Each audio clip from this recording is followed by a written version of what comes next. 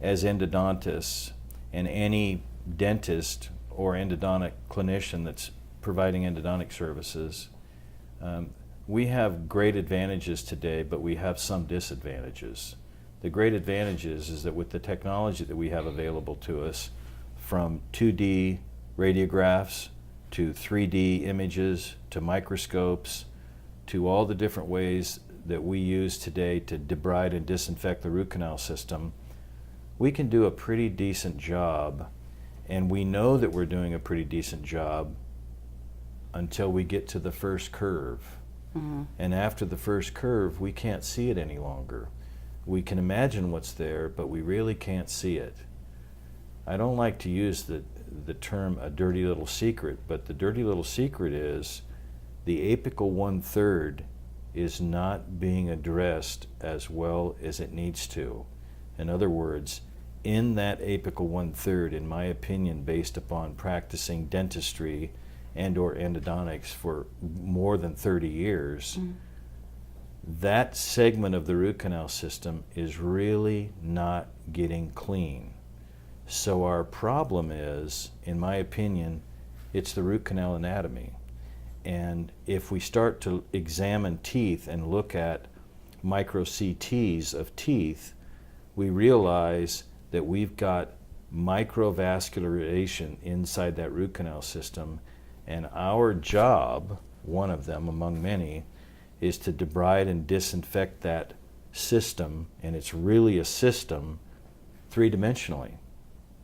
And how are we going to do that? So for many years, we accomplished that, or thought we were, by passive irrigation. And the most common and well-known irrigant is sodium hypochlorite. But we were placing it in that system passively. In other words, we were placing it in there with some sort of a cannular device and putting it in there and hoping that it was doing what it needed to do. We all know that instruments are doing our shaping and our irrigants are doing our cleaning, and we're hoping that the sodium hypochlorite is digesting that organic debris and removing the biofilm and removing the bacteria from the root canal system. But in reality, it's doing some of it, but it's not doing it 100%. So then, in our evolution, and I might even say revolution of ways to disinfect the root canal system, along comes different ways to activate our irrigants. And our own Cliff Ruddle brought us a simple device, but it got all of us thinking more about disinfecting the root canal system and changing our irrigants from being passive to more active, and he brought us the endo activator. And while there are those in the marketplace that might criticize him for doing that, well, this is no more than the Sonicare toothbrush. I've heard that said. Oh, really? Well, it's a simple device, it's inexpensive, but it actually does and is effective. It's effective in first changing our thinking. We've got to go from passive to active irrigation. And does it make a difference?